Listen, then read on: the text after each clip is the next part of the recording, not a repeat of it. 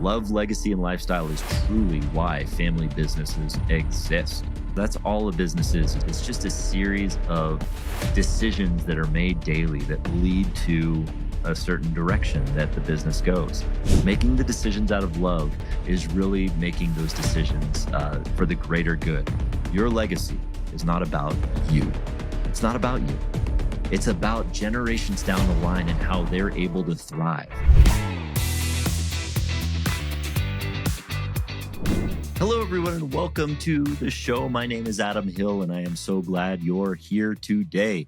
Because today I want to continue on with the theme of family business, and today I want to talk about some of the drivers of success in family business that might be a little less understood, or maybe not. We don't talk about a lot. Most of the time when we're talking about business, we talk about the success drivers, like what's driving cash flow, what's driving profitability, what's driving market share. And of course, those are important in a family business. But there are some reasons that we get into family business that transcend just the profit motive. The motives of maybe the or the Fortune 100 companies or Fortune 500 companies that exist. The reason that they exist, of course, is to benefit their larger, broader base of shareholders. But there's something like 70 or 80% of companies in the United States, 70 or 80%. This statistic is wild, that are family businesses. I mean, if you think about the number of businesses in the United States and the fact that 70 or 80% of them are run or operate as family businesses, it's incredible. It's an incredible number. And there's not a ton of information on that. But each one of those businesses got into that business with their families because there was some element of wanting to elevate the love in that family, or elevate the legacy in that family, or elevate their lifestyles. And I'll say that if you can think of your family business as elevating these three elements, you can start to look at it as which one of those is deficient in my life, or which one of those is deficient in our business. Are we lacking the love in our between each other? Are we purely transactional at this point? How can we reinvigorate the love in our lives? Or we can start to look at the legacy. Are we really doing this for future generations? Is this truly a family business where we are looking at the long-term legacy, looking at 7 generations out, or whatever that takes? Or are we looking too selfishly at what we need to take out right now? Neither of those things are necessarily bad. It's just important to be very intentional about that and know what your intentions are and communicate them clearly. Or are you sacrificing lifestyle in order to build this business to what it is? Lifestyle is also so important in terms of why we do these things. It's why we might want to be entrepreneurs or go into a business in the first place, is to have a life for ourselves, whatever that looks like. It can't all be about the business or anything like that. When you start a family business, there's a sense of passion around it. And I think that the founder of any family business that brings their kids into it, or brings their spouse into it, or what have you, is doing so from a desire to have love, legacy, and lifestyle for themselves. But as the generations take on, and as the business grows, and as maybe kids come into the world and they see this family business, this sense of this secure place where maybe they can work one day or be involved in, and they start to look at it like that, a lot of them tend to miss the idea of love, legacy, and lifestyle.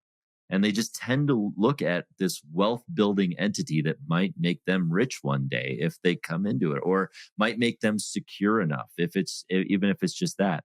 Is this place of security? And looking at it from that perspective, that's not really looking at it from the right lens. I think if you're looking at, and this goes for really any stakeholder in a family business, if you're looking at a family business as a point of entry, like you want to get into a family business, or you want to get into your family's business, or you want to start a family business, if you're not looking at it through the lens of love, legacy, and lifestyle, all three of those elements, then you may want to reconsider that. you may want to reconsider and really examine your motives for wanting to start that. As they get, and if you're looking to get into a longer term business that's maybe 2, 3, 4 generations down the line, it's the same thing. If you're just looking for security, or if you're just looking to get rich off of something, or the easy path, and you're not looking at the love, the legacy, and the lifestyle, well, then again, you might want to reconsider, because you will wake up a few years later miserable, maybe with a little more money in your pocket, but a lot more miserable than you would otherwise be if you had chosen to pursue a path of passion.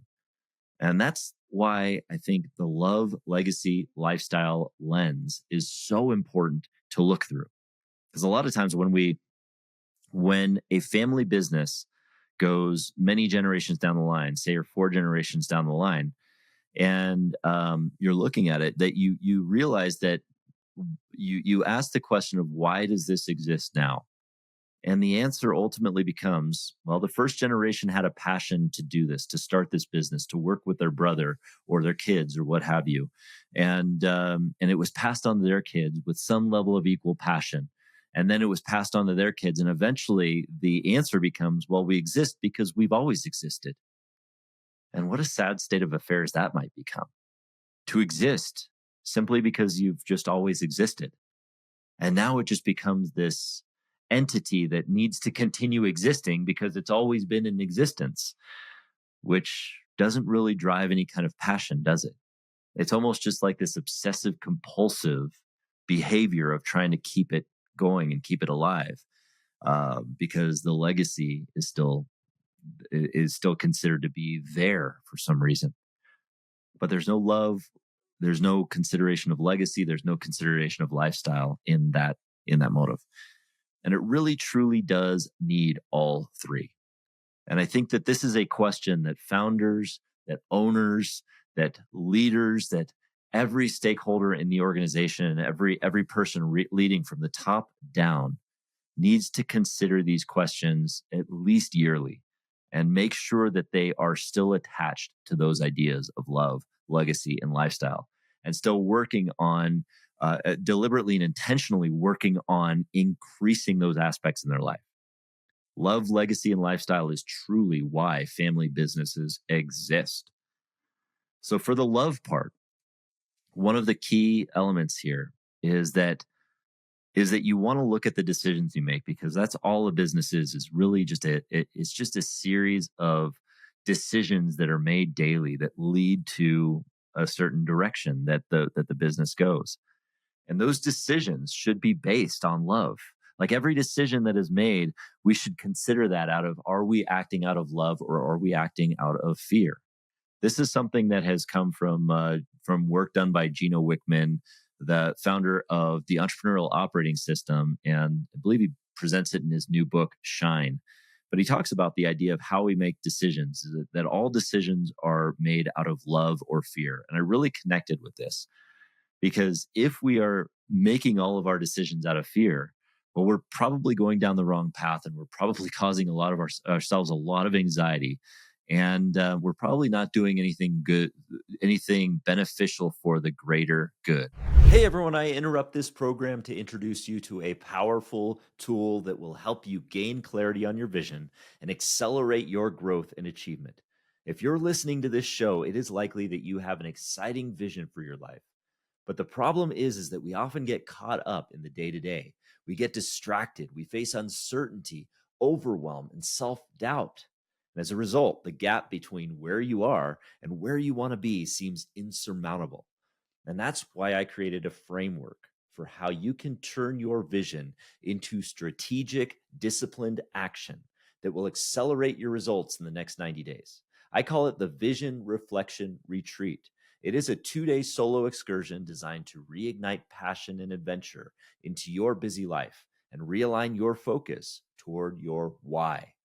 This is the very same framework that I use every 90 days to reflect on my own life and my vision and set my goals for the next quarter. And it has been a game changer.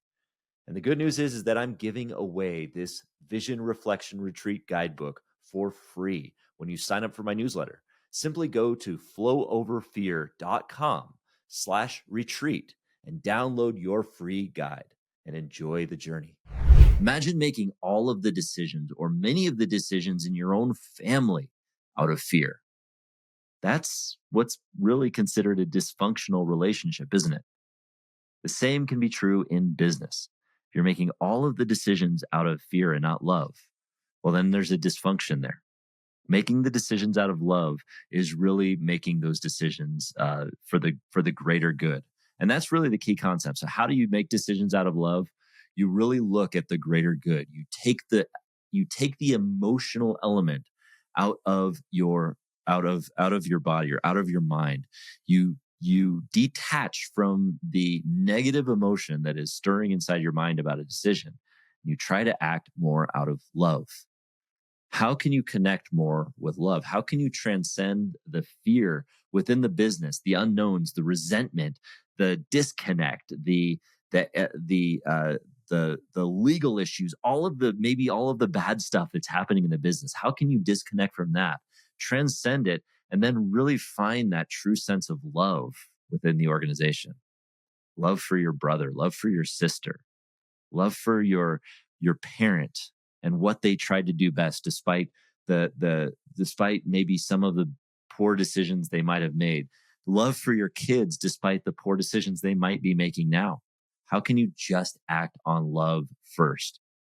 And then how can you grow it in your organization?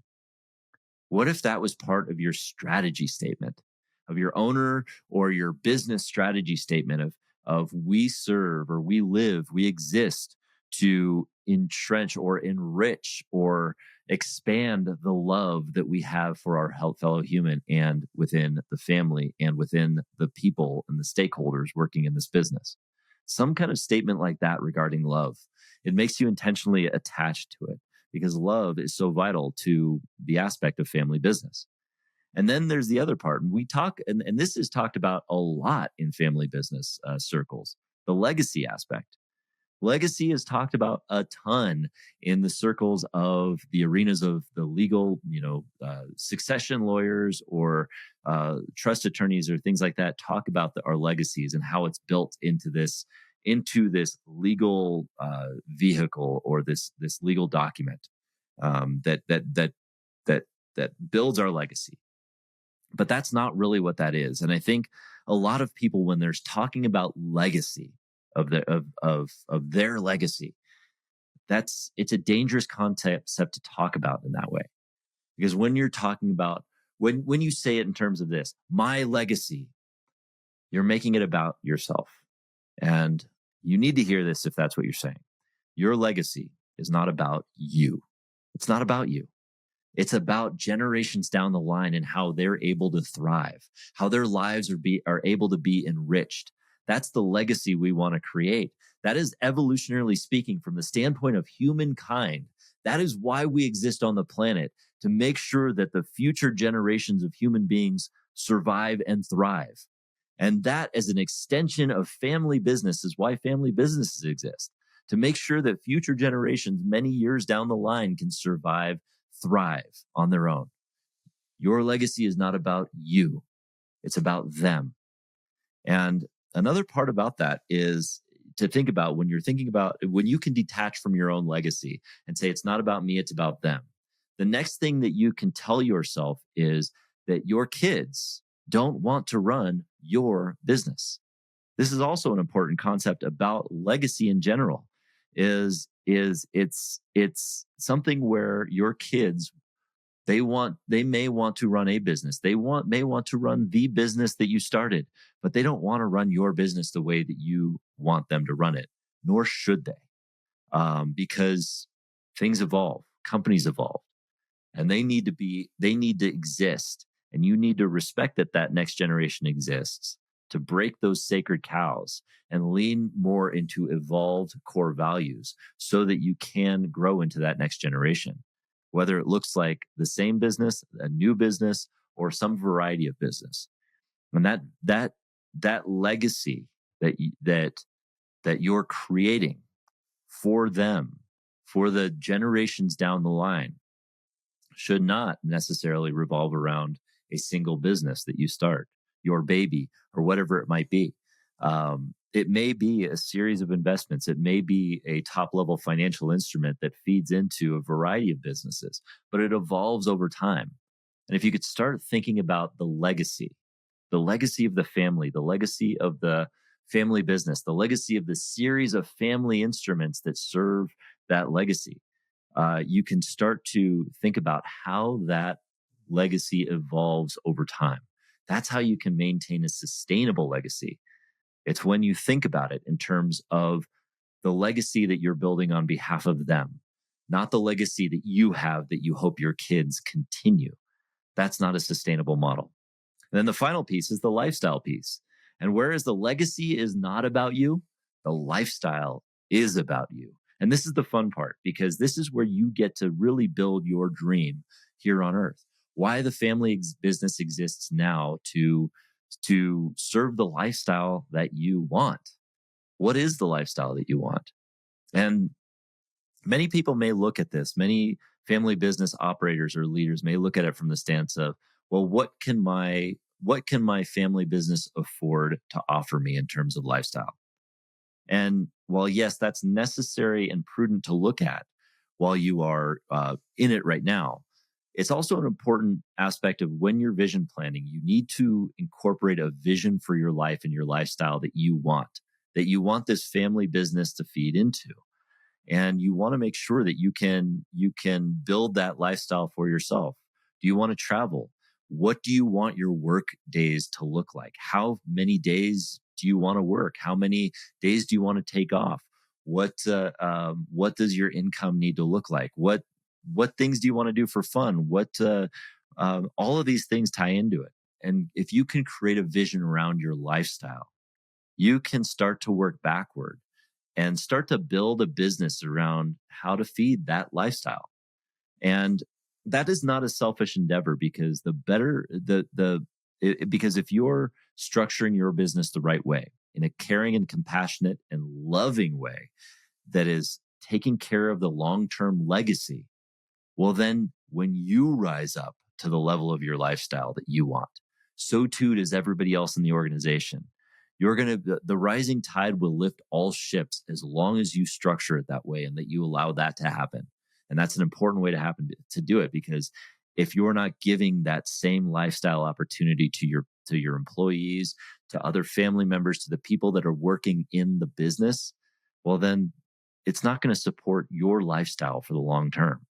And you really, really have to support that in order to build the lifestyle that you want. But do focus on your lifestyle. Create that vision for yourself.